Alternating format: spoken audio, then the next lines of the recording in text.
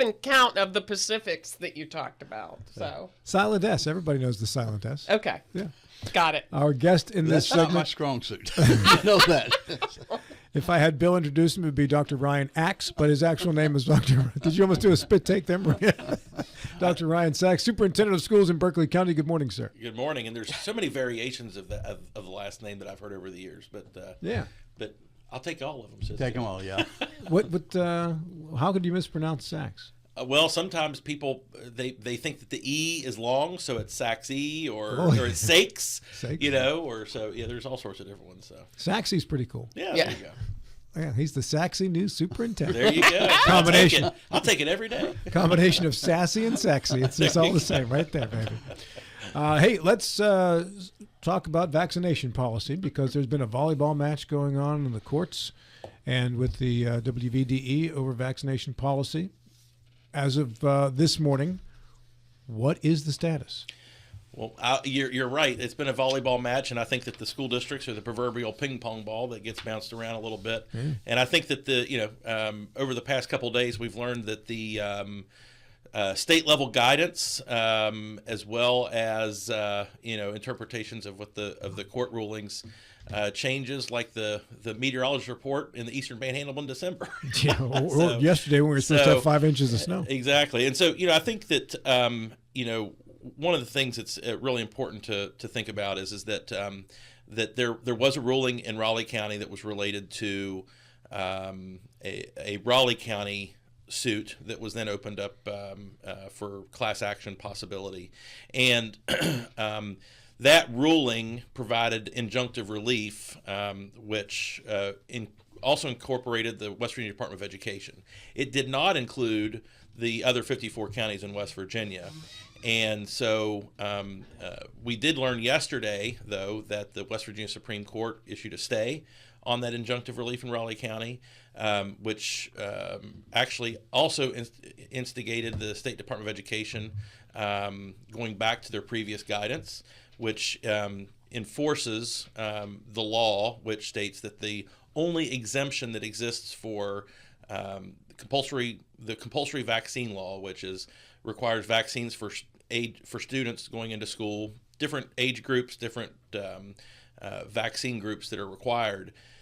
But the only exemption that exists is a medical exemption, and so as of right now, the stay is ordered. The Supreme Court issued a stay, and so we are continuing to operate under the auspices that the only exemption that exists is a medical exemption, and until the Supreme Court decides otherwise, that's the rule that we have to follow. I want to go back to the Raleigh County decision for a moment because Delegate Chris Anders was actively opposed to the way Berkeley County Schools was interpreting that decision and still not allowing students into the classroom who did not have who had claims other than the medical exemption.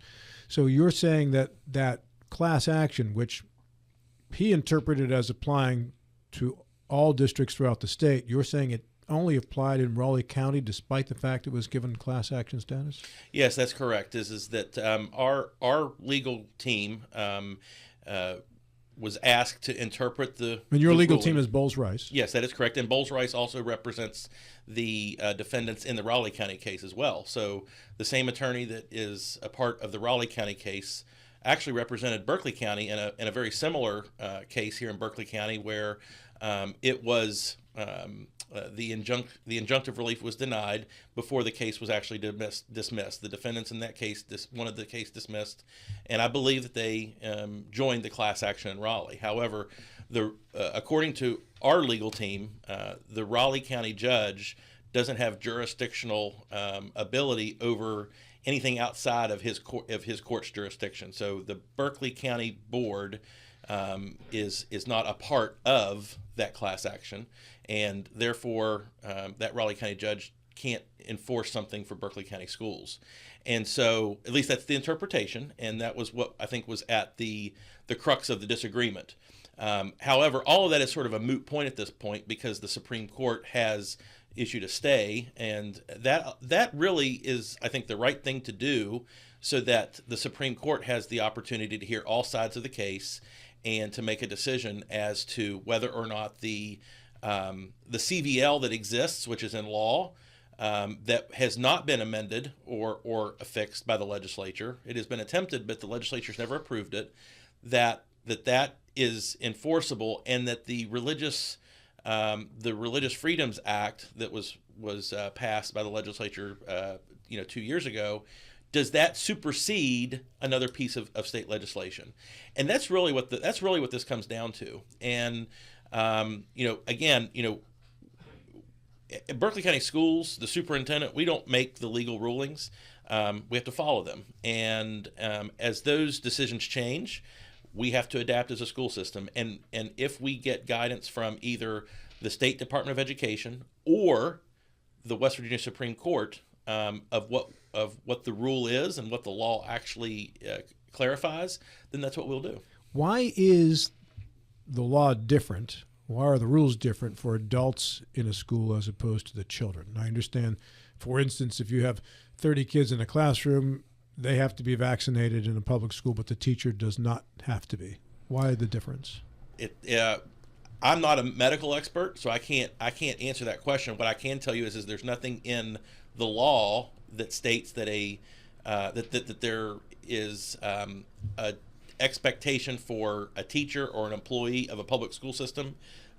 There is law that states that students entering into the school system must be vaccinated. So you're just enforcing the law. We're just enforcing the law. And so if that is a hole that exists in the law, then obviously the law would need to be amended. Maria. So, do you have a sense, or does your legal team have a sense of the Supreme Court taking this to rule permanently? I mean, this is an injunction, so it's temporary. Mm-hmm.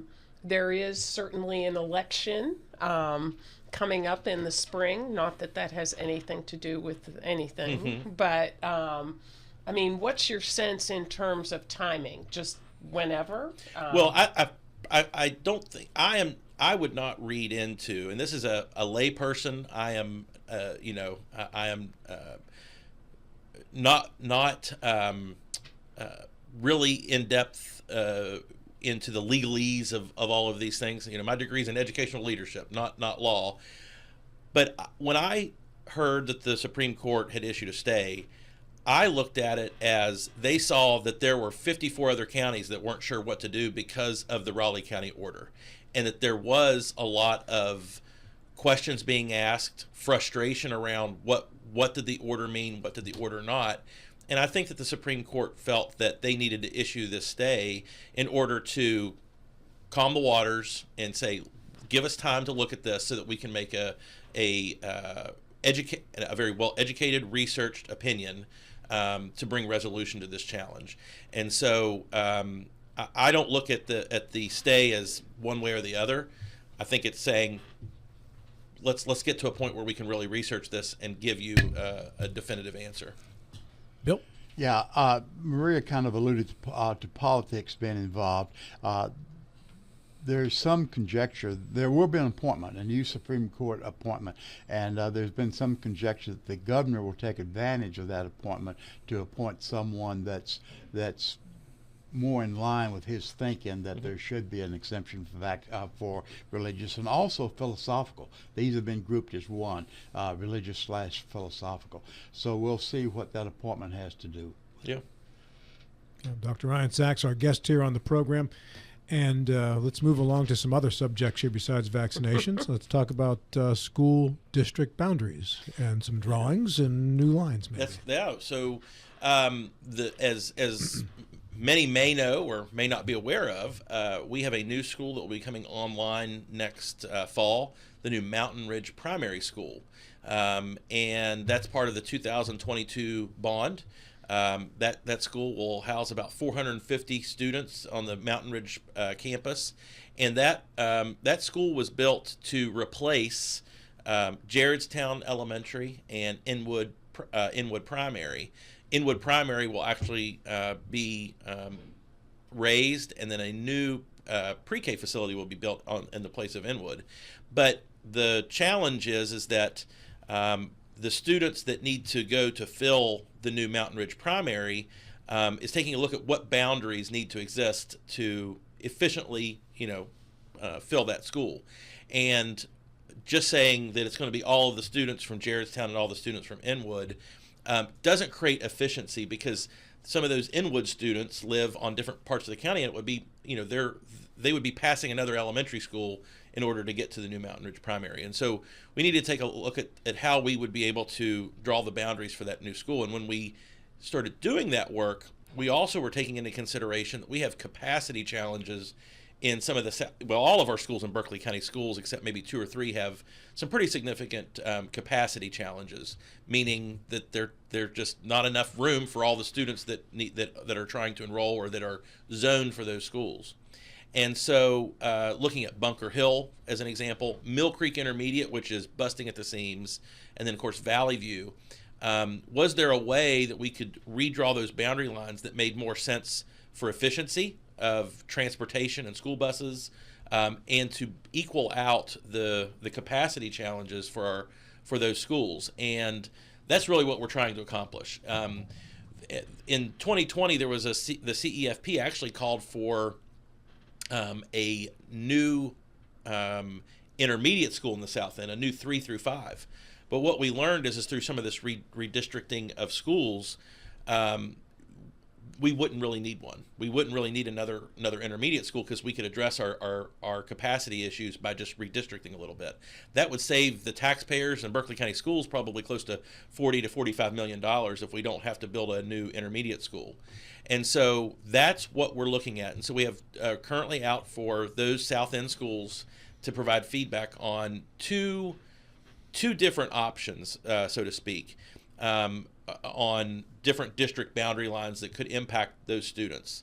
Within those two options, we're also asking whether or not the community is interested in grade configuration changes. So what does that mean? So that means that in the South End, we have intermediate and primary schools. We could also address, in what I would say is a better way, the challenges of our schools in the South End if we were, instead to have intermediate and primaries, to have K-5s. So we go back to more of a traditional elementary structure.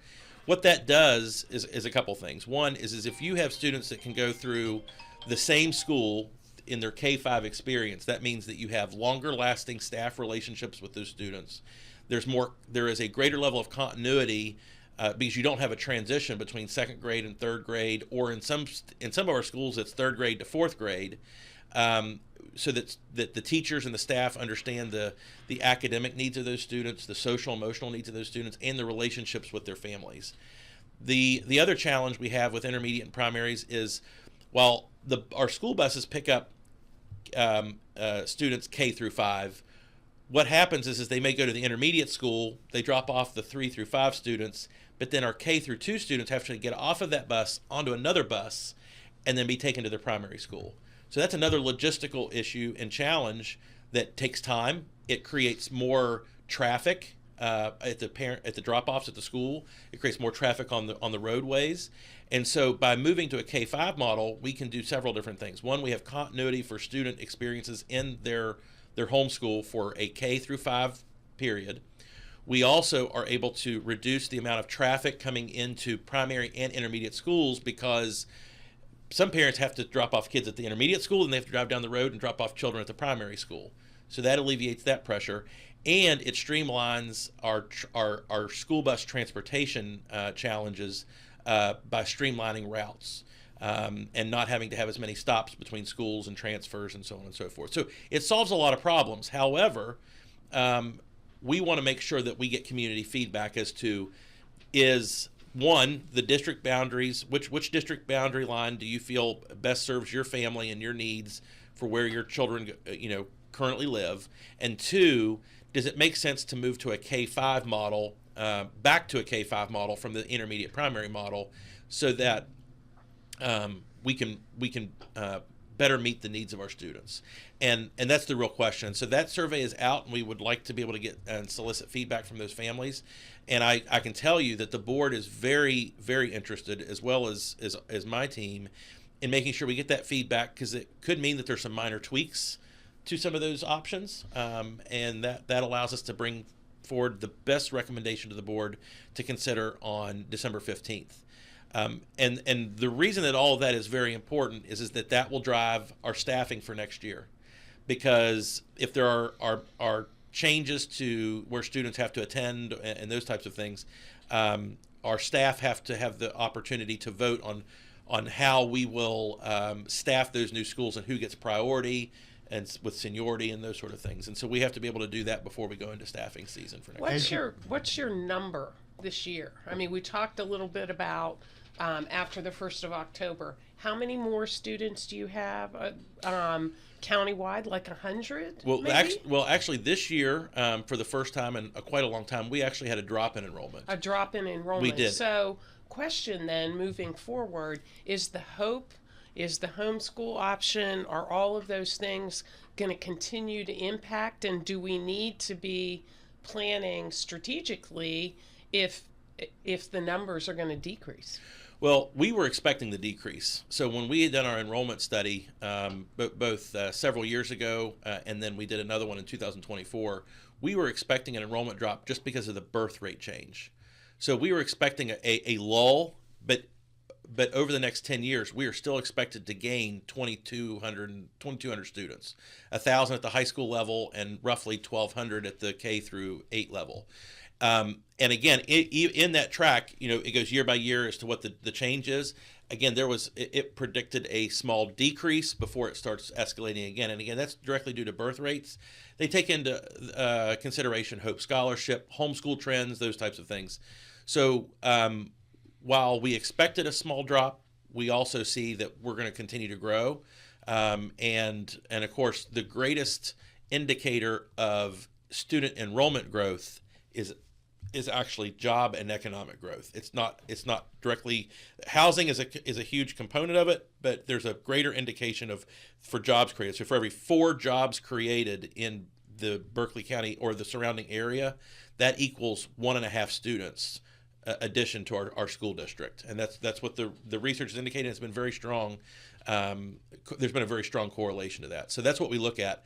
And so we have to prepare for future growth. And we also have to be able to take a look at, again, our school district boundaries, because many of them have gone unchanged for 20 or 30 years. And with the significant growth of housing and populations, that shifts where students live and where they're coming from to go to schools. And so it is sometimes uncomfortable because it's change, but the overall health of the school district and the way that we best meet the needs of our students and what's best for kids sometimes requires that we make some of these shifts. And we obviously want to make sure that they're as least impactful to families as possible, that we communicate well in advance. We have them a part of the conversation, and those are the things we're going to do. I'll be honest with you, one of the things that is my greatest concern is our high school capacity. We are expected to have an additional 1,000 students in our high schools over the next 10 years. And being able to figure out how do you fund the needs for that, and also take a look at what the needs are. We have to do a better job in workforce development. We have to do a better job in preparing students for careers after high school. And we have a great asset with James Rumsey Technical Institute. But we have more needs than what they can provide right now, because we only get 3 seats per high school per program at Rumsey. And so I think that the board has taken a great step in our CEFP to prioritize expansion of career technical education programming and workforce development programming. We're doing a job market analysis right now, and that will tell us what career clusters are on the rise, where the greatest need is, so we can target programming in for our high schools and our secondary programs. Let me pick up on that very quickly. You mentioned James Rumsey, but you did not mention Blue Ridge or Shepherd. Why did you choose James Rumsey? Well, I'm talking about the career and technical education programs that have certification for 11th and 12th graders. Blue Ridge, we have a great partnership with Blue Ridge, and the program that we have there is a dual program, so that they can go to Rumsey and earn career credentials as well. When we talk about some of the career and technical education programming that Rumsey offers, things like welding, plumbing, HVAC, engine repair, those are the rooms that we only have 3 seats, and the partnerships with Blue Ridge are what I would call almost 2+2 programs. So those are for students that they're going to go get their associate's degree, and they may go on to get their undergrad degree, like at Shepherd. But we're talking about programs that as soon as they graduate, they can enter the workforce. Cosmetology is another one. Graphic design. So there's all sorts of opportunities. And what I think we are, and I know what we are doing is that we are exploring expansion of career technical education opportunities that have those dual relationships in place. So creating programs that Blue Ridge can partner with us on, or Shepherd can partner with us on, or even some of our other institutions across the state that already have programs in place and partnerships in place to replicate. And there's going to be some really exciting things that are coming down the pike that we're working on, and I can't wait to announce those when those things are ready to share. But there's some exciting opportunities for students in Berkeley County, and a lot of them involve paid internships while they're students in high school. The other thing is that with Blue Ridge and James Rumsey, they serve a special niche, which is for students in specific programs in the 11th and 12th grade. We want to be able to expand career and technical education opportunities to 9th grade. So student entering in high school as a 9th grader, let's find them a career path. Let's find them a workforce development program that they can be immersed in. And maybe they learn that they love it and they want to expand upon it, or maybe they learn that this is not what I want to do for the rest of my life. And so they have opportunity to shift and learn a different skill. One quick question. We're talking about redistricting. I'm sure the time on buses are considered. Mm-hmm. What is the limit of a student's time on a bus? Well, the state has a recommendation for no longer than an hour. And so those are definitely considerations. What I will say is that in looking at the redistricting of these schools, that will be positively impacted for students' ride time on buses in the area as well. Dr. Ryan Saxe, final word is yours. 30 seconds. Like I said, for folks in the south end of the county, there's a survey out there. Please take the time to look at it. There's a video tutorial on all of those things to explain the different options. It's really important for us to get that feedback. We've just exited the Thanksgiving holiday season, and as we ramp up for the 3 weeks in December leading into the holiday Christmas break, we're excited for what we're accomplishing. There's great things on the horizon, and Berkeley's on the move. So thank you, sir. Thank you. Good to see you again. Appreciate it. Thanks, Ryan.